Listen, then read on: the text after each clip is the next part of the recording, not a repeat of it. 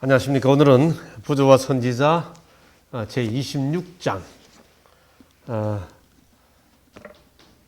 홍해에서 시내까지 라고 하는 장면을 함께 살펴보겠습니다. 출애굽기 15장 22절부터 출애굽기 18장에 해당됩니다. 이 부조 선지자 26장은 내용이 많기 때문에 3부로 나누어서 잘라서 하나씩 말씀을 드리도록 하겠습니다. 26장이 다루고 있는 그 전체 범위는 출애굽기 16장의 만나 부분, 물론 15장 후반부에 나오는 마라의 쓴 경험 부분이 있고요.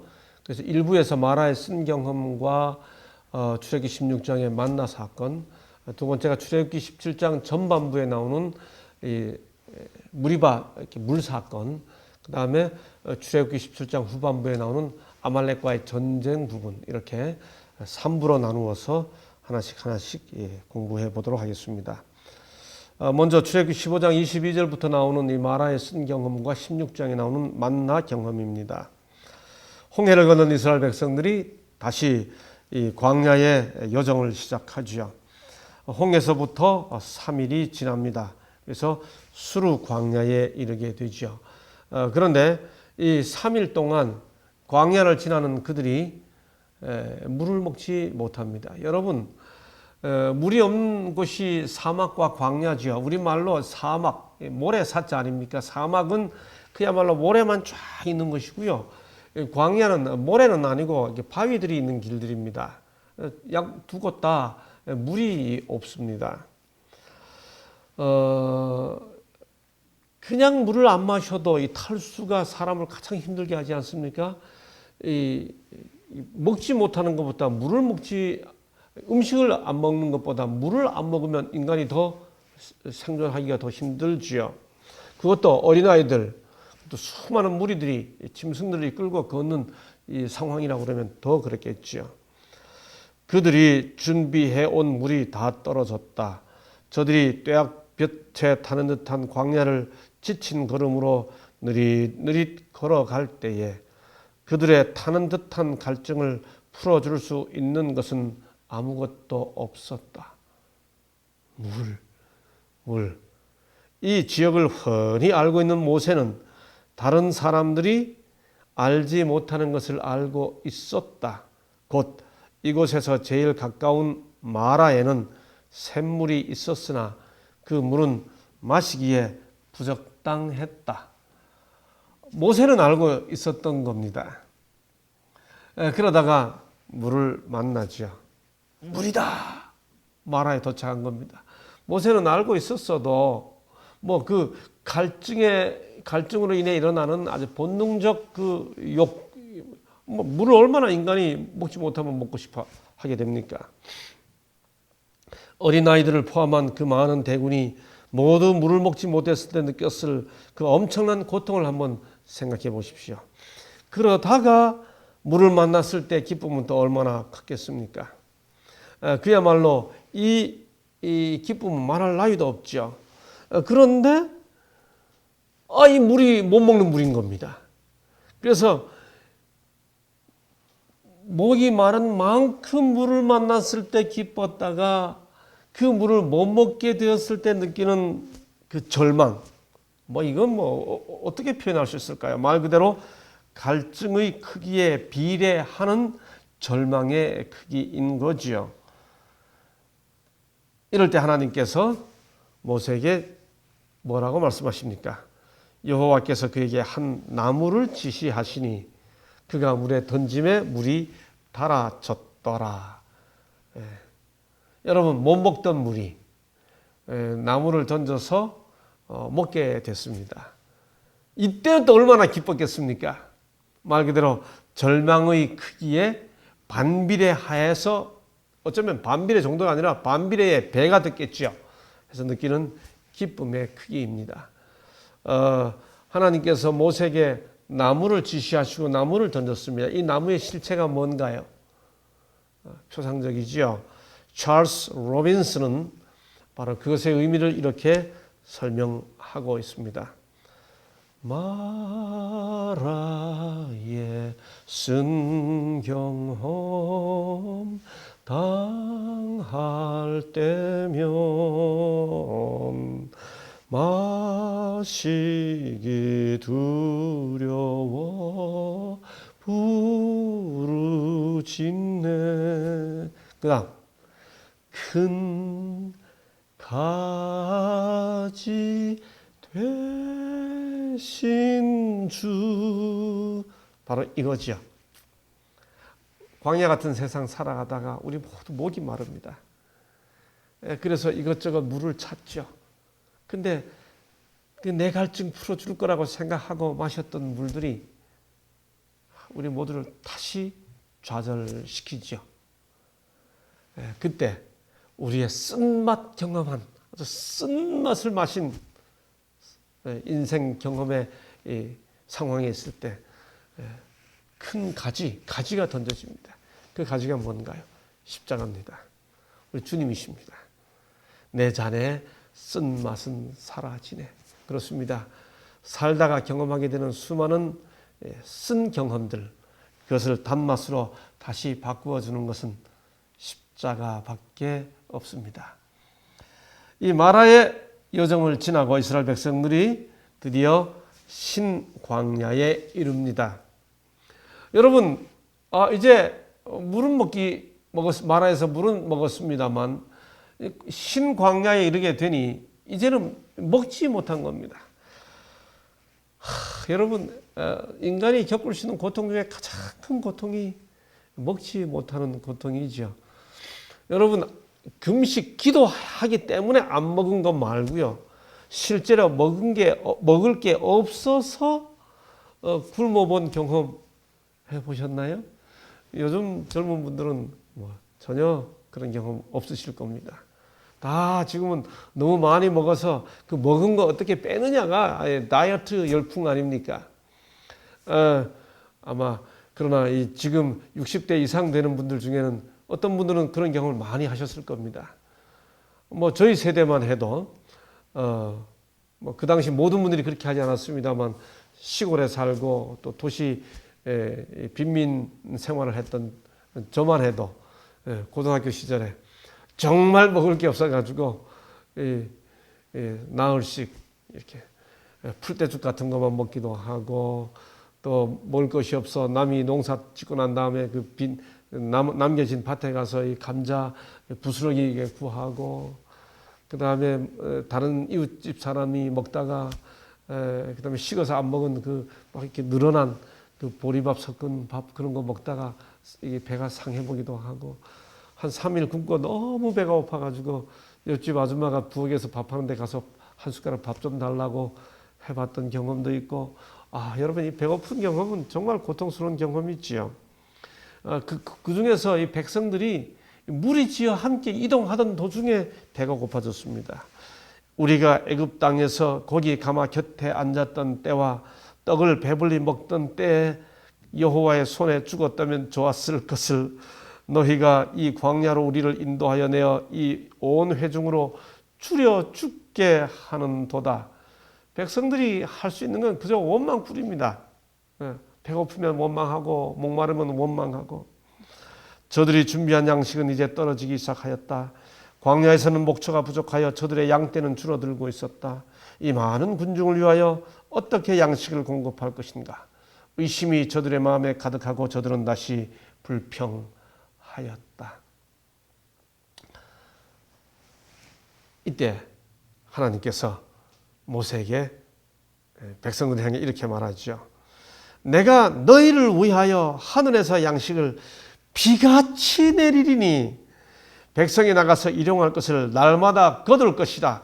여러분, 만나가 뭔지에 대해서 학문 학자들은 과연 이게 뭘지에 대해서 온갖 이론들을 만들어냅니다. 수많은 이론들이 있습니다. 광야에서 생겨났던 이거다 저거다 이거다 저거다. 근데 성경 자체가 묘사하는 것은 초자연적인 선물이죠. 하나님께서 매일 한 명당 한 오멜씩 먹도록 하늘에서 내려주셨다고 성경은 말하죠. 정말 최고 무리가 200만 가량이라면 이거 200만 오멜입니다. 이걸 톤수로 바꾸면 약 4,500톤이고요.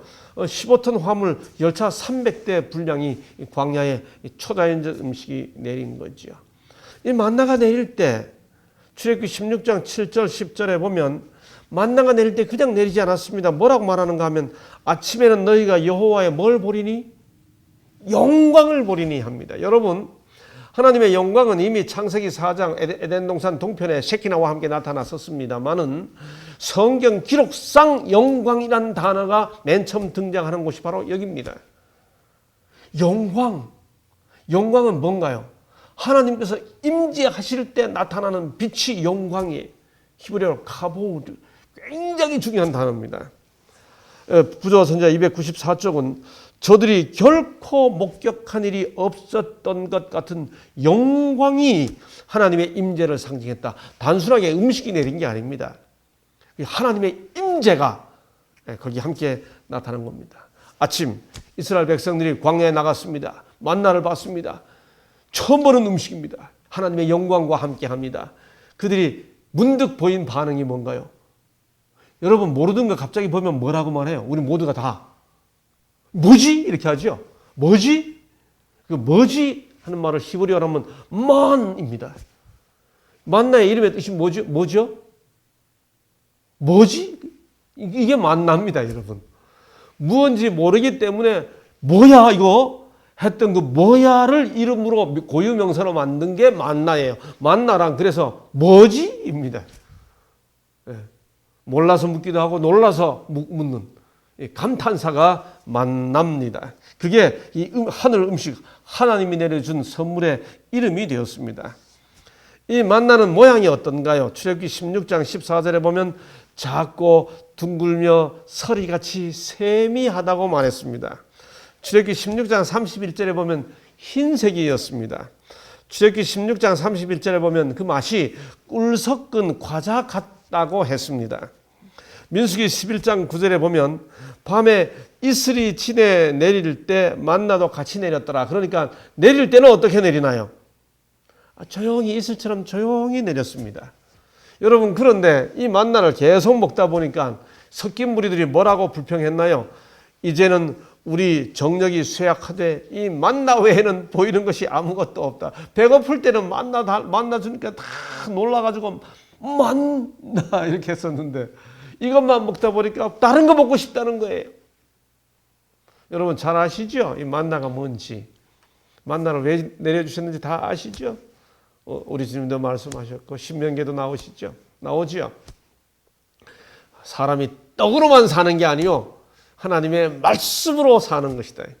만나를 먹이신 것은 하나님의 말씀으로 살아가야 한다는 것을 가르쳐 주기 위한 것이죠. 그래서 우리는 만나의 모양에서 하나님의 말씀을 바로 찾아볼 수 있지 않습니까? 만나가 작고 둥글고 서리같이 세미했던 것처럼 주의 말씀이 정리함으로 여러분 정말 이 하나님 말씀 정말 세미한 음성입니다. 정말 과장이 아니고요. 성경은 이 66권의 이 책은 단 5분이면 그 핵심을 다 알 수 있습니다. 하나님은 사랑이시다. 동시에 이 세상에 태어난 가장 지혜로운 사람도 평생을 연구해도 창세기 1장부터 요한계시록까지 그 속에 담긴 뜻을 다 이해할 수 없는 책이 동시에 성경이죠. 정말 읽어볼수록 놀랍고 정리하고 세미합니다. 인정하지 않을 수가 없습니다. 정말 왜 그럴까요? 창조주의 의지와 뜻을 그 하나하나가 단어와 문맥과 문장이 품고 있기 때문이죠. 만나는 흰색이었습니다. 하나님의 말씀 순결하지요. 만나는 꿀 섞은 과자같이 맛있었습니다. 우리 그런 표현 잘 아시죠? 시편 119편 103절 주의 말씀의 맛이 내게 어찌 그리 단지요 내 입에 꿀보다 더하니이다. 여러분 이 말씀 성경 구절에서 읽기만 했지 정말 성경 읽는 게 정말 달다 하는 경험 한 번도 나는 해본 적이 없는데 하시는 분들 어떻게 하면 성경 말씀의 단맛을 경험할 수 있을지 한번 연구하시고 기도하시면서 반드시 체험하시기 바랍니다. 여호와의 율법은 꿀과 송이꿀보다 더 달도다 하지 않습니까? 만나가 밤에 이슬처럼 조용히 내린 것처럼 하나님의 말씀도 우리의 심령에 조용하게 촉촉히 내려야 되는 거지요. 여러분, 그럼에도 불구하고 섞인 무리들은 만나 왜 다른 거 먹고 싶다고 말했습니다. 오늘날 우리가 혹시 하나님의 말씀 이외에 다른 어떤 것으로 광야를 지나 하늘에 이르겠다고 생각하고 있지는 않습니까? 어떻게 먹어야 되죠? 먹는 방법이 있었습니다. 각 사람의 식량대로, 만나는 아무리 광야에 만나가 아무리 많이 내렸어도 내가 먹지 않으면 소용이 없습니다. 각 사람의 식량대로 내가 먹어야 하는 양만큼 먹어야 됩니다. 두 번째, 아침마다 먹었습니다. 무슨 의미인지 설명 안 드려도 되죠. 그 다음에 거두어야 합니다. 여러분이 만나를 주우려면 반드시 고개를 숙여야 됩니다. 허리를 숙여야 됩니다. 그래야 만나를 거둘 수 있습니다. 이거 굉장히 중요합니다, 여러분. 말씀은 반드시 고개와 허리를 숙여야 취할 수 있어요. 우리가 하나님의 말씀을 먹을 때 정말 그저 이거 몇 구절 익숙히 아는 거 가지고 성경 정말 대단히 아는 것처럼 아닙니다, 여러분. 정말 제가 과장하는 말씀이 아니고요. 정말 세월 지나갈수록 하나님의 말씀에 태평양처럼 넓고 깊은 그 하나님 말씀 앞에 그 해변가 조약돌 가지고 노는 듯한 느낌, 정말 자주, 정말 진심으로 그런 생각 듭니다. 생각해 볼수록 너무 많이 아직도 너무너무 모르고 이만큼 알고 있을 뿐이라고 하는 느낌. 점점 더 압도하는 거죠. 하나님 말씀 들을 때 우리가 다 낮은 마음으로 거두어야 합니다. 또 먹을 때는 어떻게 먹습니까? 맷돌에 갈기도 하고 절구에 찢기도 하고 가마에 삶기도 하여 과자를 만들었습니다. 하나님의 말씀을 참 요리할 필요가 있는 거죠. 실제로 가능합니다. 얼마든지 성경 하나님 말씀의 이 결과 날줄과 시줄이 이렇게 연결되면서 문맥을 통해 단어를 통해 그 정밀한 맛을 우리가 경험해야 하는 거죠. 언제까지 먹어야 하나요? 섞인 무리들이 불평했습니다마는 이스라엘 자손이 사람 사는 땅에 이르기까지, 광야를 지나 사람 사는 땅에 이르기까지 40년 동안 만나를 먹되 곧 가나안 지경에 이르기까지 그들이 만나를 먹었더라. 우리 하늘 이를 때까지 하나님 말씀과 함께 살아가야 하는 거지요. 여러분 잘 아시죠? 만나는 광야에 그냥 내리지 않았습니다. 기적과 함께 내렸습니다. 처음부터 하나님께서 만나를 내리실 때 뭐하고 연결시키셨나요? 안식일과 연결시켰습니다. 만나를 주시는 목적에 대해 뭐라고 말씀하시나요? 이같이 하여 그들이 나의 율법을 준행하나 아니하나 내가 시험하리라 라고 합니다. 광야에서 만나가 내릴 때 3중 2적이 있었죠. 어떻게 해요? 금요일에는 2배가 내렸고 안식일에는 안 내렸고, 안식일에 안 내린 것을 금요일에 내린 것을 안식일에 안 내려서 보관해 두어도 썩지 않았습니다. 3중 기적입니다. 여러분, 이게 무슨 뜻일까요? 여러분, 이스라엘 백성들에게 광야란 뭐예요? 지난번 제가 23, 4장 설명할 때 말씀을 드렸었죠. 이스라엘 백성들에게 광야란 나일강이 없는 곳입니다. 나일강 돌아가면 거기 먹을 것 다 있습니다. 광야로 나왔습니다. 뭐예요? 자기들이 노력해서 먹고 살 수 있는 방법이 없습니다. 그래서 어디 쳐다볼 수밖에 없나요? 하늘 쳐다볼 수밖에 없습니다. 하늘 쳐다보면 하늘이 주면 먹고 삽니다. 여러분 농사 지을 때, 벼농사 지을 때 물댈 방법이 없어서 산에다가 이게 논을 만들어 놓았는데 하늘에서 비가 와야만 이 농사 될 때 그걸 무슨 밭이라고 그래요? 그걸 천수답, 하늘이 내려주는 비 가지고 이 농사 지을 수 있는 게 천수답입니다. 하늘에 비가 없으면 농사 안 돼요. 근데 여러분, 저는 이 천수답이라는 표현을 빌려가지고 제가 새로운 용어 하나 만들어 봤습니다. 광야에서 이스라엘 백성들이 만나 먹은 것은 뭐냐? 하늘에서 물을 줘야 답이 되는 것처럼 하늘에서 빵을 줘야 밭이 됩니다. 논이 됩니다. 저는 그것을 천병전 그랬습니다. 밭전자를 써가지고. 광야가 빵을 먹는, 하늘에서 빵을 내려주는 천병전이 된 것입니다. 예. 여러분, 여기 굉장한 의미가 있어요. 하나님은 이렇게 광야에서 하늘에서 만나를 줘야 먹고 살 수 있다는 것을 통해 뭘 가르쳐 줬나요? 그 하신 목적이 뭐라고요?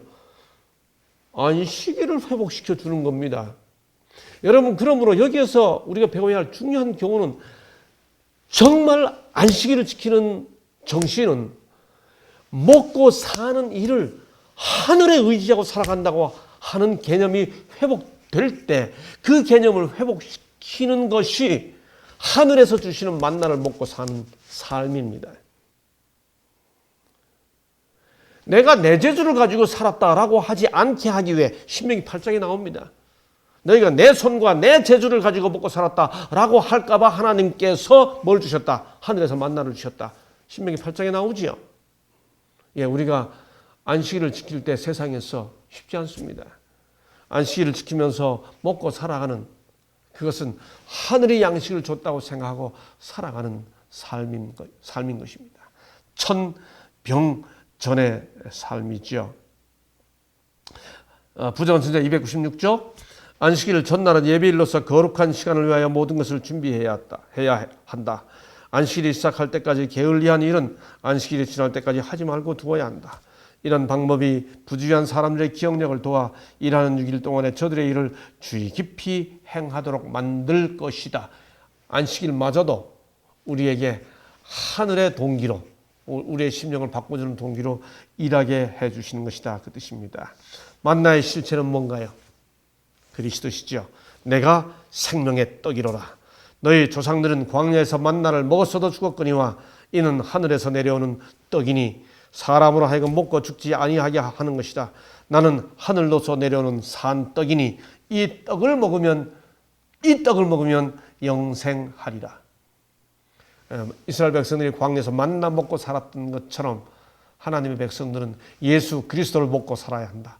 아주 의미 있는 말씀인 걸 이해할 수 있죠. 그들이 어떻게 만나를 먹었는지를 기억하면서 우리도 그렇게 그리스도와 함께 살아가야 되는 거죠. 광야에 만나가 내릴 때 영광이 임했죠.